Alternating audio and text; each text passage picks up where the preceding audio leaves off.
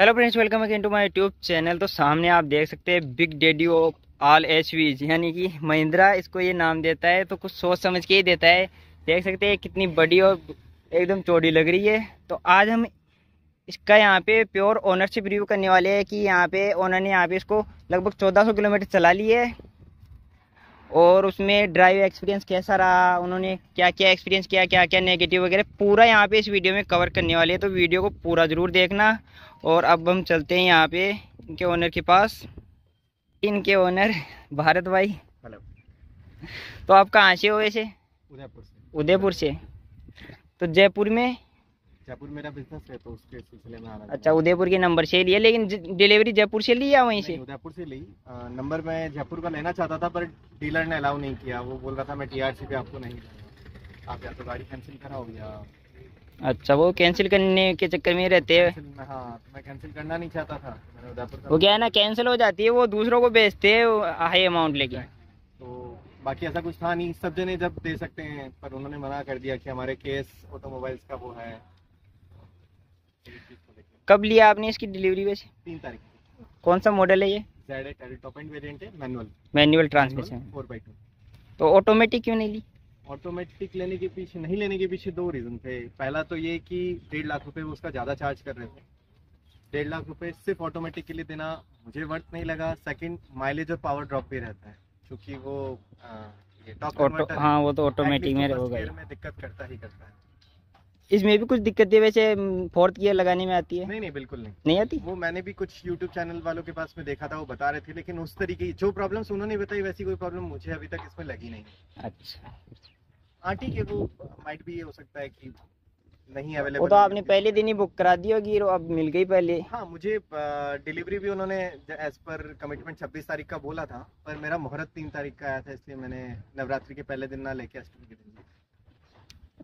पहले दिन का मुहूर्त नहीं था आपका? मेरा इंडिविजुअल नहीं था। मैंने अपने पंडित वगैरह से पूछा था तो उन्होंने कहा नहीं, आप अष्टमी के दिन लो या धनतेरस के दिन लो, तो इस वजह से मैंने उसको डिले किया, वरना गाड़ी मेरे पास टाइम पे आ। वैसे नई कार की एक्साइटमेंट तो इतनी रहती है, बहुत होती थी। मैं खुद भी यही चाह रहा था। पहले मैंने सोचा था कि उदयपुर की पहली डिलीवरी मैं ले लूँ, पर पता चला उस दिन ऑलरेडी 6 जनों को स्कॉर्पियो डिलीवर हो रही है और 6 को एक साथ ही होनी थी। तो वो तो पहले वाला पहले ही हो गए, वो तो सारी।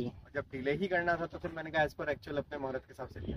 तो इससे पहले आपने कौन कौन सी गाड़ियाँ ऑन कर ली? इससे पहले मेरे पास में एक फोर्ड एस्पायर पेट्रोल है, एक टाटा हेक्सा है जो जयपुर रहती है। अच्छा। और कार की शुरुआत हमने i20 डीजल से करी थी, जो i20 डीजल का फर्स्ट मॉडल आया था, जिसको ये इलाइट नहीं, इलाइट से पहले फ्लूइडिक। अच्छा, फ्लूइडिक वाला। कितनी चल गई है वैसे? ऑलमोस्ट 1400 किलोमीटर हो चुकी है। और उसमें माइलेज कितना दे दिया? माइलेज डिपेंड करता है, जैसे हाईवे पे लेके आया था 100-120 के बीच में मैं चला था, तो 14.5-15 का इसने दिया। तो ये 4x4 है, तो क्या आप ऑफ रोडिंग पे? 4x4 नहीं है, 4x2 है। 4x2 वाला है क्या? हाँ, 4x2। अच्छा, ऑफ रोडिंग 4x4 नहीं लिया मैंने, उसका भी रीजन था, ये ऑलरेडी रियर व्हील ड्राइव है, ऑलमोस्ट हर सरफेस पे निकल जाती है।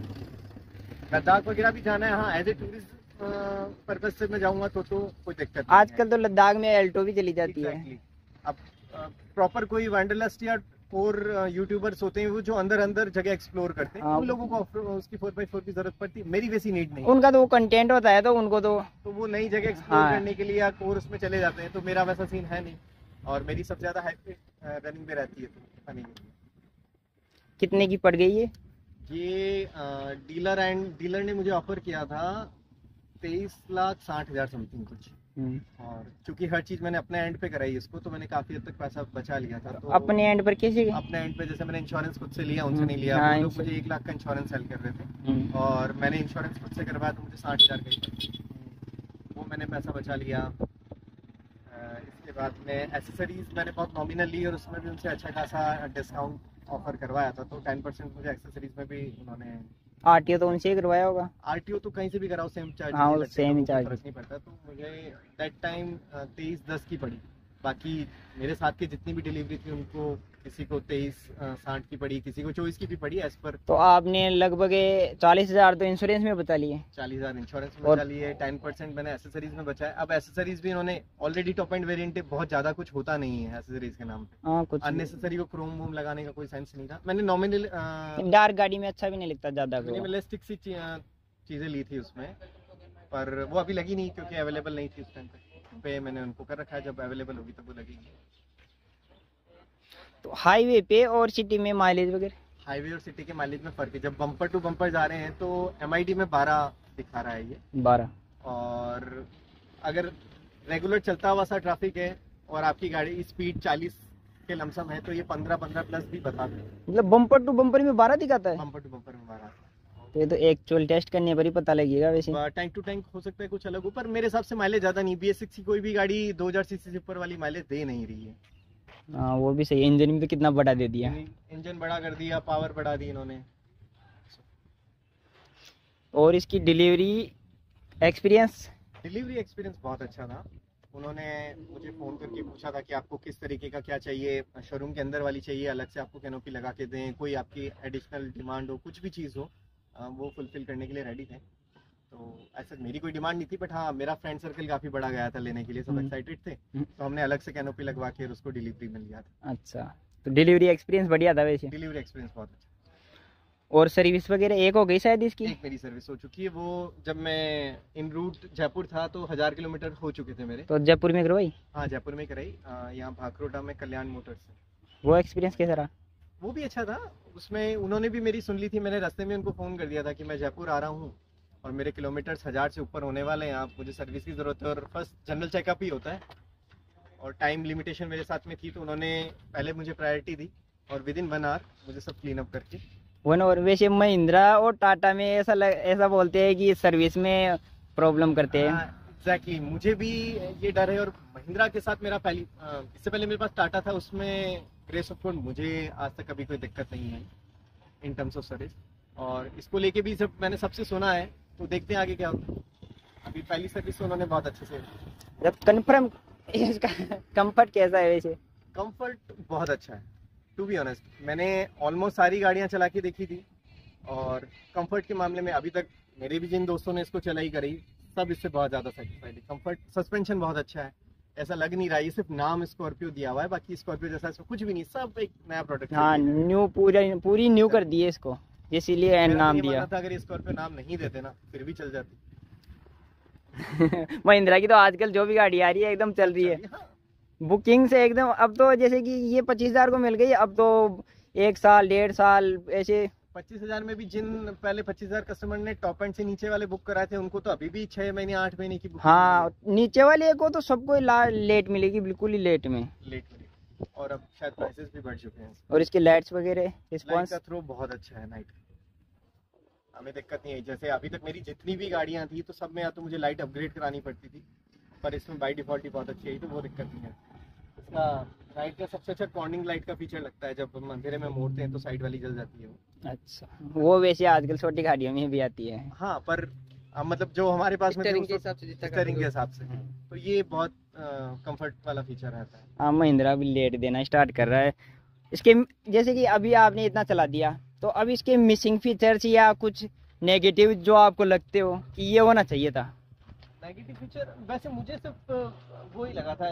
एक तो ये कि इन्होंने टॉप एंड में भी ऑटोमेटिक वालों को 18 इंच के वो अलॉय व्हील दे रहे हैं, वायरलेस चार्जिंग दे रहे हैं। हमने भी टॉप एंड पे पे किया था, तो ये हमें भी दे देते तो ठीक था। छोटे छोटे टायर अच्छे भी नहीं लगते। एग्जैक्टली। अब बाकी बात आती है फीचर्स की, तो ऐसे देखा जाए तो फीचर्स की लिस्ट बहुत लंबी होती है और फीचर जनरली सबसे ज़्यादा देते हैं कोरियंस, हुंडई और किया वाले। बट सेफ्टी जब आ रही है तो आप थोड़ा बहुत वो कर सकते हो। मैंने फोर्ड लिया था तो सच में मेरा थॉट प्रोसेस यही था कि माइलेज 2-4 कम आ जाए, फीचर 2-4 कम आ जाए, चलेगा, बट जान से बढ़ के कोई चीज़ नहीं है। हाँ, वो भी सही है। शायद ये 5 स्टार स्कोर करेगी एक बार, होपफुली। इसमें वो एक नेगेटिव तो है ही बड़ा पॉइंट, कैमरे वाला, आपने भी नोटिस किया हो? कैमरा लैग करता है इसका, आई डू एग्री करता है।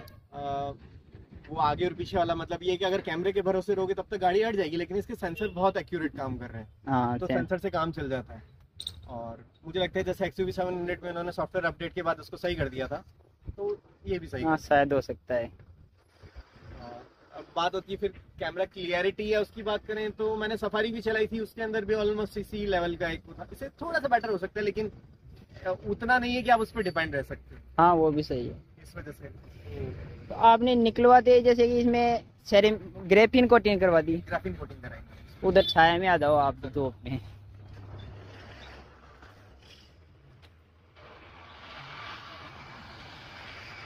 ग्राफिन कोटिंग मैंने कराई थी।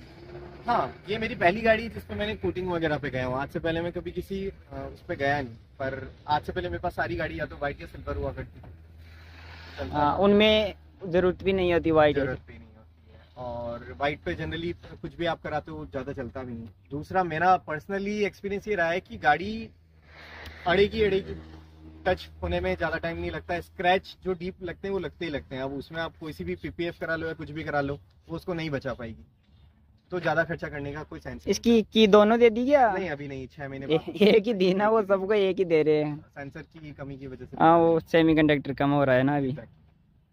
तो अभी यहाँ पे आपने कितने ऑन रोड कितने दे दिए? 23 ऑन रोड मुझे पड़ी है 23,10,000। 23,10,000। तो अब अगर आपको कोई 25 लाख से 20 लाख दे तो क्या आप उसको दे सकते हैं? ये ऑप्शन अच्छा है, पर बेचने का लॉजिक नहीं, क्योंकि मुझे वापस नहीं मिलेगी। हाँ, वो भी इसलिए वो भी सही है।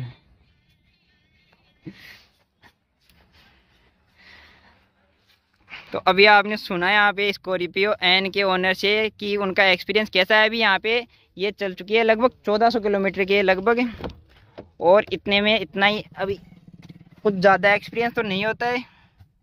एक बार इंटीरियर में आ जाओ, आप बताओ। सीट्स वगैरह, सीट्स बहुत कंफर्टेबल है, एकदम होल्ड करके रखती है।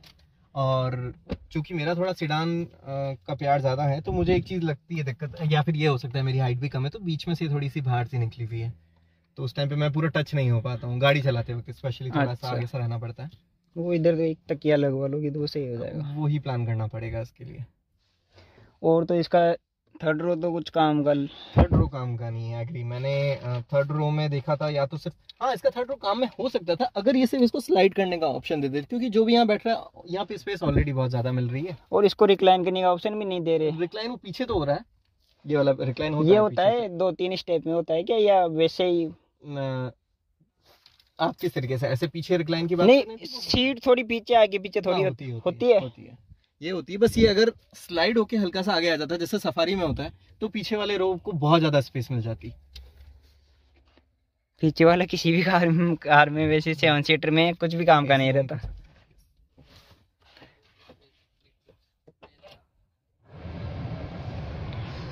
तो इसमें एक ये इशू आ रहा है कि इसका ये नॉब है ना, ये पीछे दे रखा है, तो कुछ ओनर्स को ऐसी दिक्कतें आ रही है कि ये चालू रह जाता है, पीछे वाले निकल जाते हैं। जैसे कि अब ये चल रहा है, पीछे वाले पैसेंजर बाहर निकल गए तो ड्राइवर को प्रॉब्लम होती है। ऐसे देखो नॉइस आती है, में देखिए हाथ पहुंच रहा है और ये बंद हो सकता है, तो कोई ऐसी वो बड़ी बात नहीं है कि ये कोई मेरे को एक एडिशनल एफर्ट्स नहीं लगाना पड़ा, नथिंग लाइक दैट। और किसी को ज्यादा भी लगता है तो इलेक्ट्रॉनिक एडजस्टेबल सीट है, आपने हल्का सा पीछे लिया और ये करके, अब वो एक वो बात हो जाती है कि अननेसेसरी अगर हमें उसमें कमी ढूंढनी तो फिर 1000 कमी निकल जाएगी, फिर वो किसी भी गाड़ी में ढूंढी जा सकती है, तो वो एक अलग बात है। बाकी मुझे नहीं लगता, और ये पहली बार नहीं है, रियर एसी हर गाड़ी में आता है, कोई भी ऐसी गाड़ी नहीं है जिसमें नहीं आता है, तो सबके अंदर ये प्रॉब्लम, अगर ये प्रॉब्लम होती तो आज नहीं, काफी टाइम से आ रही होती। हाँ सही बात।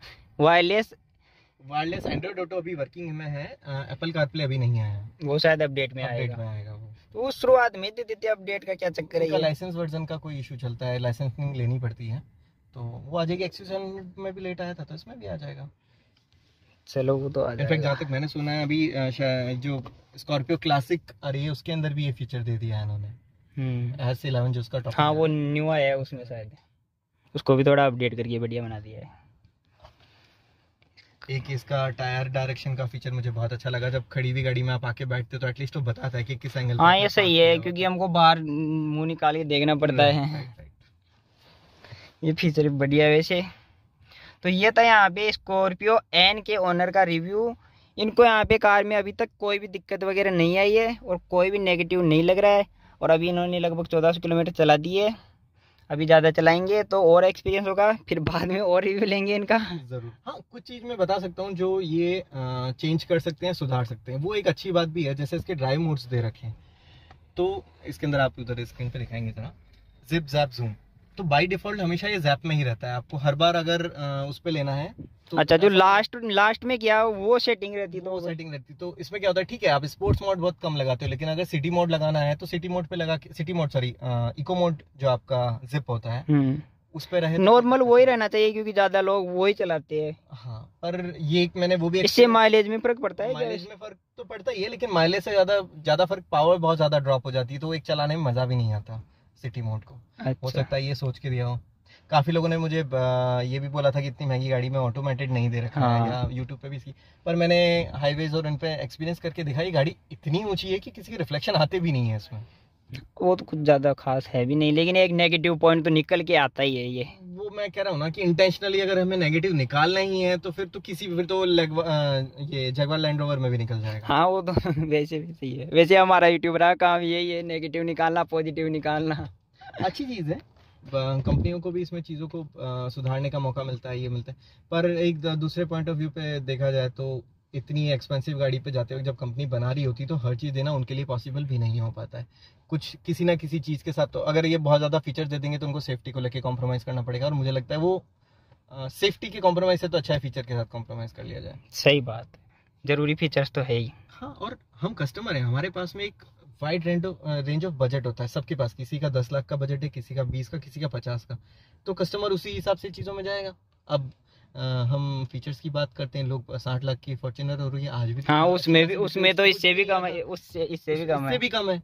तो हम वो नहीं देख सकते ना कि ये है या वो है। वो ड्यूरेबिलिटी देती है, वो अच्छी इंजन देती है। मेरे हिसाब से वो 25 लाख की गाड़ी है, 25 लाख वो पहले ही सर्विस के नाम पे हमसे ले लेते हैं और बाद में सर्विस सस्ती दे देते हैं। वैसे गाड़ी तो वो 25 लाख की है। हाँ। लेकिन 50% टैक्स सरकार लेती है। 50% सरकार टैक्स लेती है। वो 4 मीटर से ऊपर जैसे ही आ जाता है तो आपका टैक्स बढ़ जाता है, सेस बढ़ जाता है, और शायद से इसका भी 50% ही लगा है। एग्जैक्टली। ये भी वैसे आपको 23 की पड़ी तो 11-12 लाख कंपनी को तो इतना ही मिलता है। कंपनी को इतना ही मिलता है। सरकार काफी टैक्स ले रही है वैसे, और ले भी हमसे रही है। ठीक है, बहुत सारी चीजें मैनेज करना होता है, जैसे एक ऑटोमोबाइल हो गया, लिकर हो गया, जो अल्कोहल होता है, यही एक ऐसी चीज है जो सबसे ज्यादा रेवेन्यू देते हैं। हम इनकम टैक्स में जनरली देखा जाता है लोग काफी हद तक चोरी चकारी कर लेते हैं, उन पे सरकार का जोर नहीं, एटलीस्ट इस पे तो है। हाँ, वो कर सकते हैं। तो अगर आपने यहाँ तक वीडियो देख लिया तो इसका मतलब कि आपको वीडियो अच्छा लगा होगा, तो वीडियो को लाइक कर देना और चैनल को सब्सक्राइब भी कर लेना। आगे भी आपको यहाँ पे बढ़िया बढ़िया रिव्यूज़ वगैरह और वीडियोज़ मिलते रहेंगे। ये आपको महिंद्रा से मिला है क्या? हाँ, महिंद्रा से। ये अच्छा लग रहा है वैसे। ये मिला था महिंद्रा से, एक प्लांट तो सबको ही दिया था उन्होंने। उसके बाद में एक शानदार सा कॉफ़ी मग, हाँ, जिस पर महिंद्रा की बैजिंग थी, माइक्रोफाइबर, साथ में गाड़ी साफ करने के लिए, और एक उन्होंने लेदर बुक रैप दिया था जिसके अंदर हम अपने डॉक्यूमेंट्स रखने के लिए।